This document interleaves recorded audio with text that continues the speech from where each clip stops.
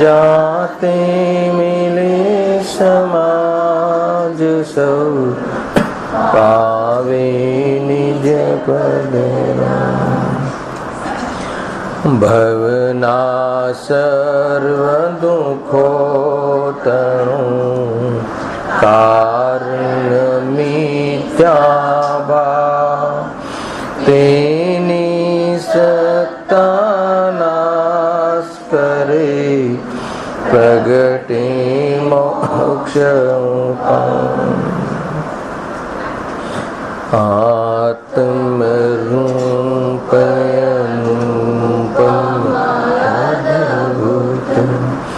યાહી લખે ભવ Sindhu તરો આત્મરૂપ.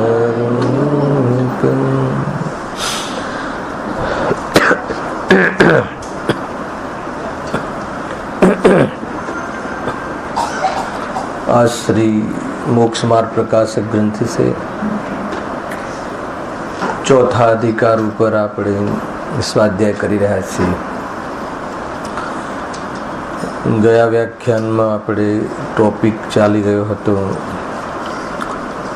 Page number 81 નો જે પ્રશ્ન છે એની સામાન્ય ચર્ચા આજે 5 મિનિટ રિવિઝન કરીશું.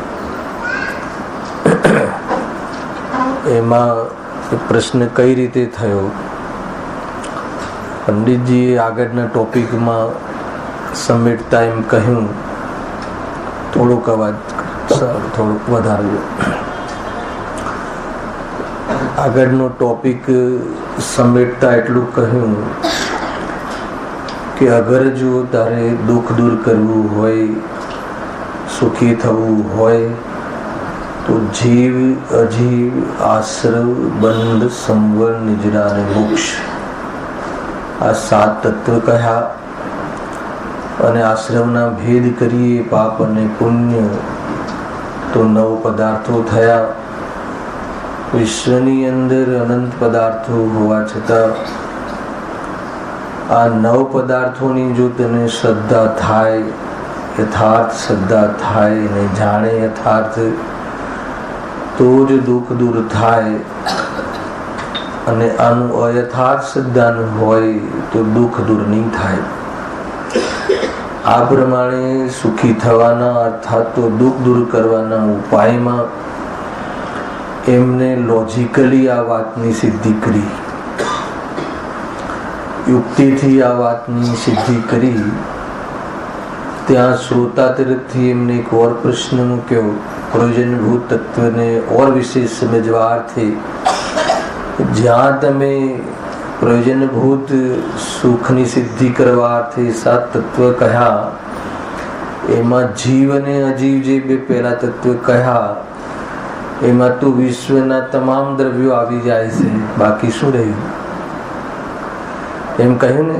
તથા એ સિવાયના બીજા પદાર્થો છે તે તો અપ્રયોજનભૂત છે, 7 સિવાયના. તેથી તેનું યથાર્થ શ્રદ્ધાન કરો વા ન કરો, તેનું શ્રદ્ધાન કાંઈ સુખ દુઃખનું કારણ નથી. આ લીટી કહી હતી ને, 7 તત્વ સિવાયના બાકીના જે છે, તો કહે છે કે બાકી ક્યાં રહ્યા? બધા આવી જ ગયા ને. જીવ અને અજીવમાં સામાન્ય રીતે જોઈએ તો શું બાકી રહે? જીવ એટલે તમામ જીવ રાશિ, અને બાકીના 5 અજીવ, ધર્મ અધર્મ આકાશ અને કાલ, હે ને, પૂતગલ ધર્મ અધર્મ આકાશ અને કાલ. તો બાકી શું રહ્યું? પંડિતજી બહુ સરસ ખુલાસો કરે છે. ગઈ વખતે આની વિશેષ ચર્ચા થઈ ચૂકી છે, પરંતુ ઘણા યાત્રાએ ગયા હતા ને. યાત્રા હતી કે શું? દર્શન યાત્રા હતી. તો થોડીક ચર્ચા આપણે પાછી કરી લઈશું બહુ જ શોર્ટકટમાં. ઉત્તર એમ કહે છે કે વાત તારી સાચી છે.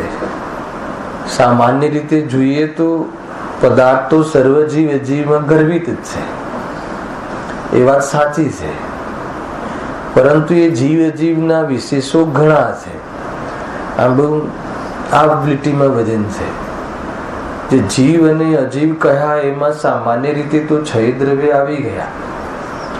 અને જીવ પકડીએ તો જીવમાં ભેદ તો ઘણા છે એક, અને એક જીવ લઈએ તો અનંત ગુણ છે એટલે વિશેષ પણ અનંત થાય. બરાબર છે? વિશેષ એટલે પર્યાય. કેટલી વાત કરી સમજો. આ ઢબથી આપણે ફરીથી થોડું લઈએ હર્ષદભાઈ, કે જીવ અજીવની વાત કહી, એમાં પેલા જીવ લઈએ તો જીવ અનંત છે અમને ખબર છે, અને અનંત જીવમાં પાછા ભેદ પણ ઘણા છે. ચાર ગતિની અપેક્ષાએ, સુખ દુઃખની અપેક્ષાએ, અરે જ્ઞાનની અપેક્ષાએ પણ ઘણા ભેદ પડે છે. અંતરાત્મા, પરમાત્મા, બહિરાત્મા, આ પણ ભેદ છે કે નહીં? અને એમાં અંતરાત્મામાં પાછા ઘણા ભેદ પડે છે. એમાં પરમાત્મામાં પાછા ભેદ છે. સકલ પરમાત્મા, નિકલ પરમાત્મા. એ સિવાય સંસારી જીવો જે છે અજ્ઞાની, એમાં પણ એકેન્દ્રિય, બે ઇન્દ્રિય, ત્રણ ઇન્દ્રિય આદિ, વિકલ્ત્રય આદિ ઘણા ભેદ છે. સટકાયના જીવોમાં ત્રસ, સ્થાવર આદિ ઘણા જીવો છે. ગઈ વખતે તો 14 જીવ સમાસને યાદ કર્યું હતું, 14 ગુણસ્થાનને યાદ કર્યું હતું. બરાબર છે? 14 માર્ગના સ્થાનને યાદ કર્યું. એના આધાર પર જીવના તો ઘણા ભેદ છે. એ સિવાય કોઈ એક જીવ પકડીએ તો એક જીવને પણ, એક જીવમાં ગુણ અનંત, અને અનંત ગુણની એક સમયમાં અનંતી પર્યાયો, એક એક ગુણ એક એક કરીને તો વિશેષ તો અનંત થઈ ગયા. તો પછી અમારે કેવી રીતે એટલા બધા અનંત વિશેષ કઈ રીતે? તો બધું આવી ગયું. અને અજીવના ફેકલ્ટીમાં પકડીએ તો અજીવ પણ અનંત અનંત, ધર્મ અધર્મ, આકાશ, કાલ, ઉદ્ગલ આદિ તો 5 તો કહ્યા, પણ એમાં પણ ઉદ્ગલમાં પણ પાછા અનંત અનંત. ધર્મ અધર્મ એક એક, આકાશ એક કહો, કાલ અસંખ્યાત કહો, પ્રદેશની લોક પ્રદેશની અપેક્ષાએ, પરંતુ પૂદગલ તો અનંત આનંદ છે ને. અને પૂદગલના અનંત આનંદ ને પાછા એક એક પૂદગલની વિશેષતાઓ લઈએ તો એ તો અનંત આનંદ, એનીથી અનંત. તો કહ્યું એમ તો ઘણા ભેદ છે, પરંતુ એ બધા ભેદમાંથી તારે કયા ભેદ જાણવા છે, કઈ વિશેષતાઓને જાણવી છે, કે જે વિશેષતાઓના માધ્યમથી, સાંભળજો, જેના યથાર્થ સિદ્ધાંત કરવાથી સ્વ અને પરનું ભેદ વિજ્ઞાન થઈ શકે. લખ્યું જો, એવા વિશેષો સહિત જીવ અજીવનું યથાર્થ સિદ્ધાંત કરતા સ્વપરનું સિદ્ધાંત થાય, સ્વપરના વિભાગ પડે, પછી રાગાદી દૂર કરવાનું સિદ્ધાંત થાય અને સુખ ઉપજે. આ 3 પ્રકારના હેતુ આપ્યા. જે આ હેતુ જેનાથી ફીલ થઈ શકે, ફૂલફિલ થઈ શકે, એટલી જ વિશેષતાઓ તારે જીવની જાણવાની છે ને અજીવની પણ એટલી જ જાણવાની છે. આટલો ખ્યાલ આવ્યો? બહુ સુંદર વાત છે આ, બહુ લોજિકલી, કે જીવના અને અજીવના વિશેષ તો ઘણા છે. તું કહે છે, અમે તારી વાત માનીએ છીએ, પણ એ અનેક વિશેષોમાંથી એટલા વિશેષોનું જ જ્ઞાન કરવું જરૂરી છે, અને એટલા જ નું યથાર્થ સિદ્ધાંત કરવું જરૂરી છે કે જેના દ્વારા સ્વ અને પરનું સિદ્ધાંત થઈ શકે, રાગાદી દૂર કરવાનું સિદ્ધાંત થઈ શકે અને સુખ ઉપજે. અને જો એનું તું જે એ વિશેષોનું અયથાર્થ સિદ્ધાંત કરે તો સ્વ અને પરનું ભેદ સિદ્ધાંત નહીં થઈ શકે, રાગાદી દૂર કરવાના સિદ્ધાંત તને નહીં થઈ શકે, અને તને દુઃખ જ થશે. એટલા માટે એવા વિશેષોનું આપણે સિદ્ધાંત કરવું છે કે જેનાથી આ તારું કાર્યની સિદ્ધિ થાય. આ ફોર્મ્યુલા આપી દીધું, અંદર આટલું જ લખેલું છે, અને આનો આપણે ઘણો વિસ્તાર કરી ચૂક્યા છીએ. એમાં શોર્ટમાં એમ કહેવું છે કે 7 તત્વમાં જીવમાં શું લેવું. આને ઓર શોર્ટકટમાં પ્રશ્ન બનાવીએ પ્રકાશભાઈ, તો 7 તત્વમાં જીવમાં તો ઘણું બધું આવી શકે જીવના સિદ્ધાંતમાં, પણ જીવના સિદ્ધાંતમાં કઈ રીતે જીવનું સિદ્ધાંત કરવું, કયા એંગલથી જીવને જોવો, કયા દ્રષ્ટિકોણથી જીવનું સિદ્ધાંત કરવું કે જેથી અમને એને સમ્યક દર્શન થાય. હેલો, અથવા કયા એંગલથી અજીવનું સિદ્ધાંત કરવું, કઈ વિશેષતાથી જ ખાલી અજીવને જાણવું, તો અમને સ્વપરનું ભેદ વિજ્ઞાન થાય. અને જીવના વિશેષો જીવના વિશેષો તો ઘણા છે, પણ એમાંથી જેનાથી રાગાદી દૂર કરવાનું સિદ્ધાંત થાય, એની પ્રેરણા મળે, એનો પુરુષાર્થ જાગે, એ રીતે રાગાદીમાં પણ આશ્રવાદીમાં પણ ઘણા ભેદ છે. પણ એ ભેદમાં પણ કયા દ્રષ્ટિકોણથી, કયા એંગલથી અમારે રાગાદીને જાણવા, હે ઉપાધિ રૂપ, કે જેથી કરીને અમને એને દુઃખના કારણનો અભાવ કરવાનો પુરુષાર્થ જાગે. બસ આટલી વાત એમને ટર્મ્સમાં મૂકી દીધી. બરાબર છે.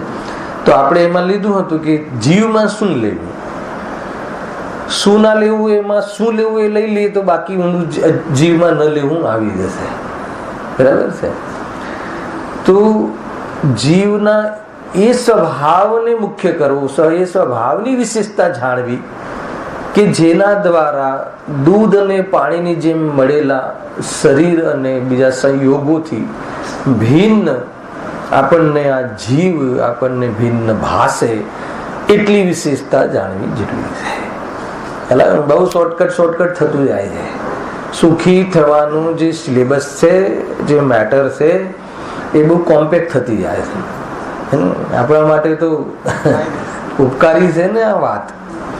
અગાધ જીનવાણી, અને જીનવાણીમાં જીવના સ્વરૂપનું ઘણું વર્ણન, અને એમાંથી કઈ બાજુ અમારે વાંચવું, કઈ ઓરથી અમારે જીવના કઈ ફંડામેન્ટલ સમજવા, કે જેથી અમને અનાદિકાલથી મને નથી ઓળખ્યો, હે ને, અથવા દેહને જ હું આત્મા તરીકે, જીવ તરીકે મારું સ્વરૂપ છે એમ માન્યું, તો એ બંનેનું ભેદ વિજ્ઞાન કરવા માટે જે જીવનો જે ત્રિકાળ લક્ષણ છે, ત્રિકાળ એનો સ્વભાવ છે, જેના કારણે ત્રણેય કાળે ચેતન સ્વરૂપે રહે છે, ખ્યાલ આવે ને, ધ્રુવ રહે છે, શુદ્ધ રહે છે. તો એની ઓરથી અગર અમને જો તું જીવને જાણીશ તો કહે છે કે એ અજીવથી ભિન્ન તને ભાસશે. અને અજીવની પણ એ લક્ષણની ઓરથી તારે જાણવું જરૂરી છે. શરીર સંબંધી માની લો, શરીર સાથે જનરલી એકત્વ છે, પછી શરીરને લઈને બાકીના સંબંધો છે, પેલા શરીર સાથે સંબંધ છે કે નહીં એ તો નક્કી કરે. જ્યારે શરીર જોડે સંબંધ સિદ્ધ નહીં થાય તો પછી એના રિલેટેડ જે પણ પદાર્થો છે એની જોડે ભેદજ્ઞાન કરવા તારે નહીં જવું પડે. ખ્યાલ આવે? તો શરીરના તો બહુ ભેદ કયા છે શાસ્ત્રમાં, હે ને. પ્રાણુ પ્રકારની પ્રકૃતિની ઓરથી શરીરને તો જબરજસ્ત એને તો વર્ણન કર્યું છે ને. સહનન, સંઘાત, ખ્યાલ આવે કે નહીં? બીજું શું છે? સંસ્થાન, હે ને. તો એવા ઘણા પ્રકારના ભેદ છે.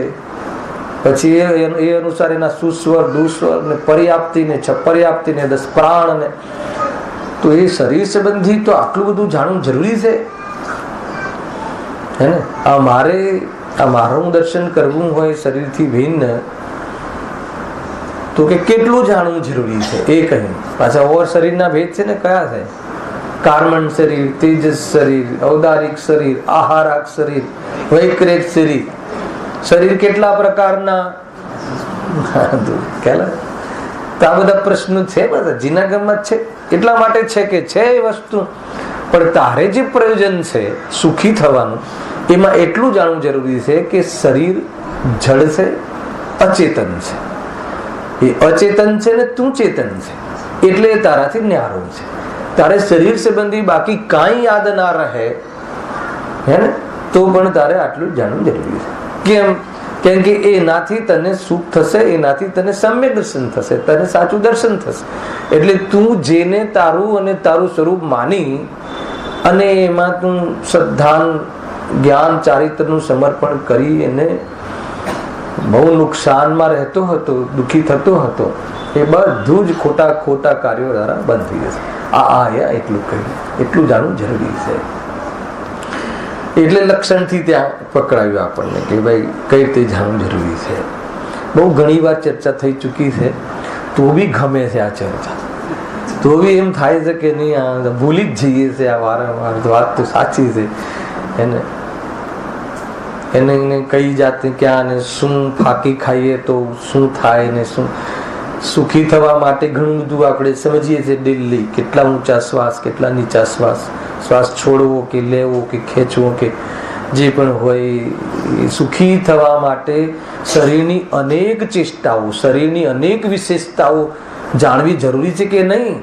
બાબા રામદેવ પાસે જવું કે નહીં એમ કહે છે સુખી થવા માટે. તો કે સુખી થવા માટે તારે એટલું જ જાણવું જરૂરી છે કે એ અચેતન છે, એ જડ છે અને હું ચેતન છું. એટલે તારે બધું જ એની સાથે તું જે પણ તારી સોચ છે, કનેક્શન છે, જે બી તું એની સાથે એટેચમેન્ટ છે, છૂટી પડી ગઈ.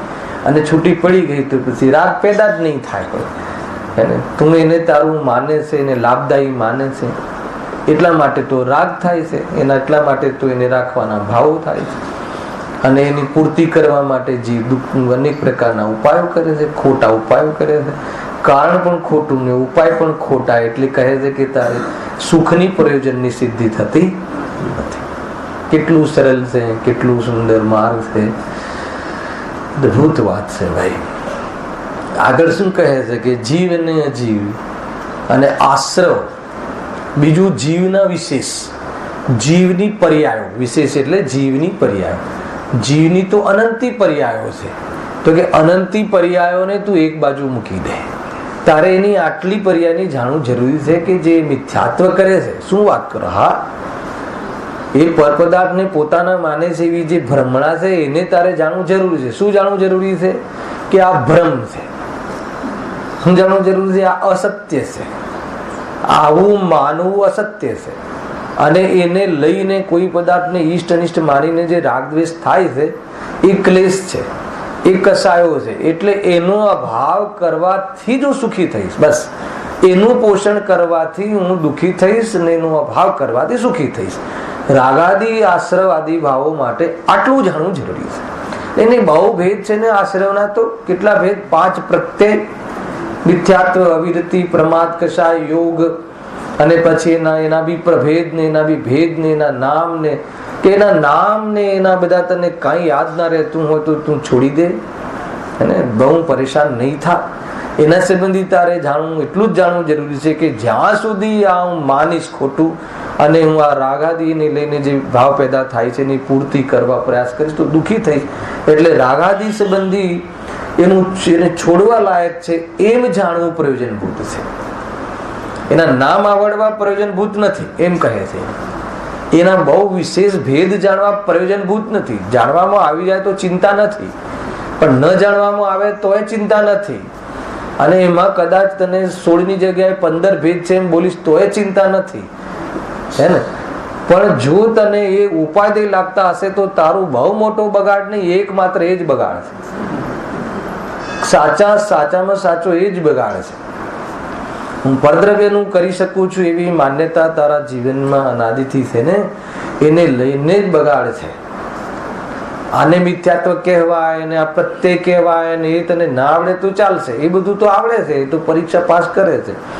અને એવી પરીક્ષા લઈએ તો 100 માંથી 100 પણ આવી જાય. પણ એક કણ પણ, એક સેકન્ડ માટે પણ તારો મોક્ષ તરફ વળ્યો હોય એવું નથી. એ આવડે તો પણ હલાવ્યો તો પછી શનિવારના ક્લાસ ચલાવવા કે ના ચલાવવા? પ્રોબ્લેમ તો એ છે ને. સ્વરૂપમાં જવાતું હોય, આટલી શ્રદ્ધા થઈને એમાં રવાતું હોય તો શનિવારનો ક્લાસ શું? એને સાક્ષાત સમોષણને પણ છોડી દે ને, કેમ પ્રોબ્લેમ છે? જેના માટે સમોષણ જવાનું છે, કાર્યની સિદ્ધિ થતી હોય તો સમોષણનો વ્યવહારનો કોઈ અર્થ નથી. એ તો નથી જવાતું એટલે એવા માર્ગદર્શન લેવા માટે ત્યાં બેઠા છીએ. આટલું ધ્યાન રાખવું ભાઈ. બાકી કોઈ જ્ઞાનીઓ કહે છે કે અમને વ્યવહારમાં આવું પોસાતું નથી અને સીધું નિશ્ચય પ્રગટ થઈ જતો હોય તો વ્યવહારમાં આવત જ શું કામ? પણ નથી રહેવાતું તો એને અન્યથા જગ્યાએ ઉપયોગ રમે કે જેથી નિશ્ચયનો પુરુષાર્થ ન થાય. એટલે વ્યવહારના પ્રોગ્રામોમાં આવીએ છીએ પણ ત્યાં આવું અમારું પ્રયોજન નથી. બહુ સુંદર લોજિક છે, બહુ ન્યાયથી વાતો છે ભાઈ. તો શું કહ્યું કે જે રાગાદી ભાવો જે અહીંયા શ્રદ્ધાના કહ્યા હતા તો કે એનું શ્રદ્ધાન તો કરવું ને. હા, એટલા જ વિશેષોનું. જો અહીંયા લઈએ કે જીવ ને અજીવ, તો જીવના વિશેષોની વાત ચાલુ કરી છે. જીવના વિશેષ એટલે જીવ તો દ્રવ્ય રૂપ લીધું, જીવ અને અજીવ બે દ્રવ્ય રૂપ લીધા, બાકીના 5 એના વિશેષ, એમ 7 થયા. જીવના જે 5 વિશેષ છે એવા જ નામ અજીવના વિશેષ છે, એટલે બીજા 5 અલગથી ના ગણાવે. જીવના કયા વિશેષ? આશ્રવ, બંધ, સંવર, નિજરા અને મોક્ષ. જીવની ઓરથી એનું નામ બોલવું હોય તો આગળ ભાવ શબ્દ લગાવી દેવો. ભાવ આશ્રવ, ભાવ બંધ, ભાવ સંવર, ભાવ નિજરા અને ભાવ મોક્ષ.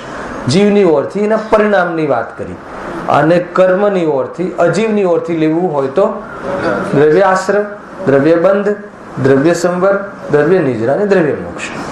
આટલું જ એને અજીવનું બી બહુ બધું લિસ્ટ ઓછું કરી નાખ્યું. અત્યારે આપણે જીવની ચર્ચા ચાલે છે તો જીવના આટલા વિશેષ, બાકીના અનંત ગુણનું, ફલાણી શક્તિનું શું હશે, ફલાણી શક્તિનું શું હશે, કાંઈ જાણવું જરૂરી નથી. હે ને? 47 શક્તિઓમાં 47 શક્તિ વિશે બી જાણવું જરૂરી નથી, પ્રયોજનભૂત નથી. હું શક્તિમાન છું એમ જાણવું પ્રયોજનભૂત છે. વાત ખતમ. એ તો એનો મહિમા ના આવે એટલે શું કરે આચાર્ય? એટલે એના ભેદ કરીને, શક્તિઓના ભેદ કરીને સમજાવે છે એક એક શક્તિનો. બાકી તો એટલું જ સમજવું જરૂરી છે કે હું સર્વશક્તિમાન છું, હું ચૈતન્યમય છું. એક શક્તિની ખબર પડી જાય, અનંત શક્તિઓ જ્ઞાન માત્ર કહેતા બધું આવી ગયું. આવશે આપણે આજે ગુણોના પીકરણમાં શનિવાર રાત્રે ઘણી બધી ચર્ચાઓ આવવા વાળી છે.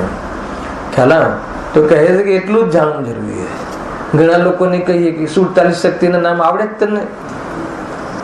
જેને આવડતું હોય એ પૂછે બીજાને, પાછું નથી આવડતું તું તો ઓહો ગુરુદેવનું શિષ્ય નહીં ગરજ છે. 47 શક્તિના નામ ના આવડે એના માટે કોઈ સમ્યક દર્શનની અપાત્રતામાં નથી આવતું. ખ્યાલ કે હું શક્તિમાન છું, પછી જેને 47 શક્તિ આવડતી હોય એને કહીએ કે તું એવો છે, હું શક્તિમાન છું એવી પ્રતીતિ છે કે ના? તો કે કઈ નહીં થાય. મૂળ વાત ત્યાંથી લેવાની, મૂળ વાત પ્રયોજન છે ને એનું. એમાં એટલું જ જાણવું છે. ચૈતન્યના ભેદ પ્રભેદ કરીએ, એનો મહિમા આવે, એનો મહિમા આવીને બહારનો મહિમા ન આવે એટલા માટે આના ભેદથી ચર્ચા કરવામાં આવે છે. બાકી એ ભેદો તને યાદ ન રહે, એના નામ ના આવડે તો કોઈ ચિંતાનો વિષય નથી. તો એના વિશેષમાં શું કીધું? રાગ, આશ્રવ અને બંધ, 2 તત્વ લીધા ને. તો મોહ રાગ દ્વેષ શું છે? એ કયા તત્વ છે? આશ્રવ અને બંધ, આ 2 તત્વ થયા ને. મોહ રાગ દ્વેષ રૂપ પરિણમન થવું એ આશ્રવ, એ આગંતુક આવવા વાળા ભાવ છે, અને એમાં ઉપયોગને રમાડવું એ બંધ તત્વ છે. કે જ્યાં સુધી તું આ પ્રકારનો ખેલ કરીશ, આવી તું કુટેવ છે તને આ ગંદી રમત રમીશ, ત્યાં સુધી તને સુખ નહીં મળે. અને આનો અભાવ કર તો સુખ મળશે. આના અભાવનું નામ સંવર, નિજરા અને મોક્ષ. આટલી જ વાત હતી. આટલા વિશેષોમાં આટલી વાત લેવી હતી. અને આશ્રવ બંધ આપણે લૌકિક જે કાર્યો છે ને એમાં પણ આપણે આ પદ્ધતિ અપનાવીએ છીએ. શું છોડવું જોઈએ અને શું સેવન કરવું જોઈએ, બધામાં દરેક જગ્યાએ જોઈ લેવું.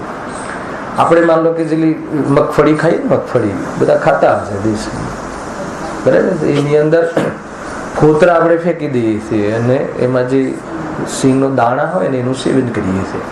તો આટલી ખબર પડે છે કે આ છોડવા જેવું છે.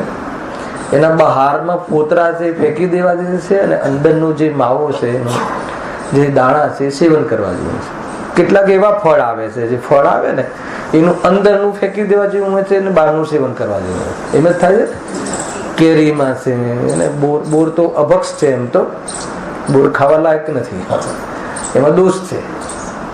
બોર જેને બહુ ભાવતા હોય એની વાત છે. ખાટા મીઠા દી બેર, બોર કહે ને હિન્દીમાં, બેર કહે, દોષ છે એમાં. તો એની અંદર જે બધી સફરજન છે કે કોઈ બી ચીજ જોઈ લેજો, કેરી આદિ, કે એમાં ગોટલી જે છે ને એ ફેંકવા જેવી છે, અને ઉપરનો જે ભાગ છે એ સેવન કરવા જેવો છે. એટલો ભાગ ખ્યાલમાં આવે. ત્યાં બી સુખ દુઃખ સાથે સંબંધ છે. ફોદરા શું કામ ફેંકો છો? બોલો. કેમ કે એનો સ્વાદ જ નથી, એમાં મજા નથી આવતી. અને એના અંદરમાં જે દાણા છે મજા આવે. આફ્ટર ઓલ મજાની વાત આવી ને, ખ્યાલ એમાં સ્વાદ શું? ફોતળાનો સ્વાદ શું હોય છે? એમાં કોઈ સ્વાદ નથી, એમાં કોઈ આનંદ, એમાં મજા જ નથી આવતી. એટલે ત્યાં પણ લૌકિકની અંદર પણ સુખ દુઃખ નો જ સંબંધ છે પૂરા જીવન સાથે. સુખ દુઃખ માટે શું છોડવું, શું ના છોડવું. 9મા અધિકારમાં તો પહેલા 1.5 પેજ પર એ સિદ્ધિ કરી કે જીવ સુખ ચાહે છે, દુઃખને નથી ચાહતો. મોક્ષમાં આત્માનું હિત છે એ ટોપિકમાં 1.5 પાનું લીધું હતું આપણે, કોઈને યાદ નહીં, 10 લક્ષણ પર્વમાં રાત્રિમાં લીધું હતું. એને એક જ, જાણે જેમાં સુખ થતું જાણે જે પદાર્થથી એને તો રાખે, અને જે પદાર્થથી સુખ થતું ન જાણે એને તો છોડે, પછી ભલે મા બાપ હોય. જ્યાં સુધી સુખ દુઃખ થતું જાણે મા બાપથી ત્યાં સુધી રાખે, અને પછી એમ લાગે કે હવે સુખ દુઃખ અથવા આને કઈ કામના નથી, સુખ થતું જાણે ત્યાં સુધી રાખે ને પછી મૂકી આવે ઘરડા.